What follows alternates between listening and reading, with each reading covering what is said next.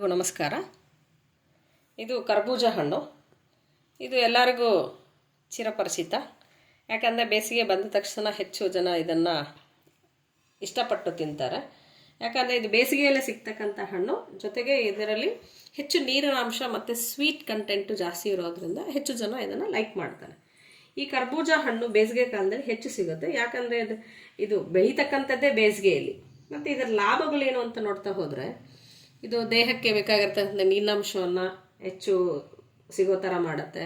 ಖನಿಜಾಂಶಗಳು ಹೆಚ್ಚಿರ್ತವೆ. ಇದನ್ನು ಪ್ರತಿನಿತ್ಯದ ಆಹಾರದ ಅಥವಾ ದಿನಾಗಲೂ ತಿನ್ನೋದ್ರಿಂದ ಇದನ್ನು ಹೆಲ್ತ್ ಇಂಪ್ರೂವ್ ಆಗ್ತಾ ಹೋಗುತ್ತೆ. ಅಂದರೆ ರೋಗ ನಿರೋಧಕ ಶಕ್ತಿ ಹೆಚ್ಚಾಗ್ತಾ ಹೋಗುತ್ತೆ.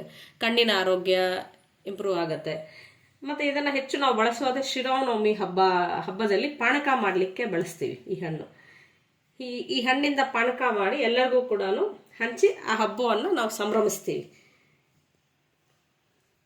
ಈ ಹಣ್ಣಿನಲ್ಲಿ BP ಕಂಟ್ರೋಲ್ ಮಾಡತಕ್ಕಂಥ ಅಂಶಗಳಿದ್ದಾವೆ. ಮತ್ತು ಈ ಹಣ್ಣಲ್ಲಿ ಹೆಚ್ಚಾಗಿ ಫೈಬರ್ ಇರೋದರಿಂದ ಬ್ಲಡ್ ಪ್ರೆಷರ್ನು ರೆಗ್ಯುಲೇಟ್ ಮಾಡುತ್ತೆ.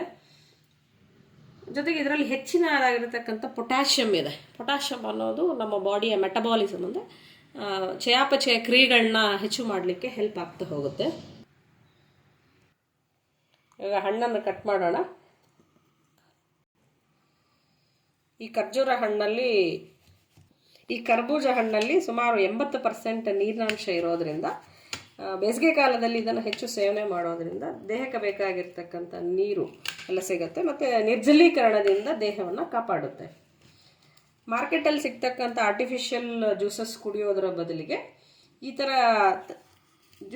ಹಣ್ಣಿನ ಜ್ಯೂಸುಗಳನ್ನ ಮಾಡಿ ಕುಡಿಯೋದ್ರಿಂದ ಆರೋಗ್ಯವನ್ನು ನಾವು ಕಾಪಾಡ್ಕೊತ ಹೋಗ್ಬೋದು.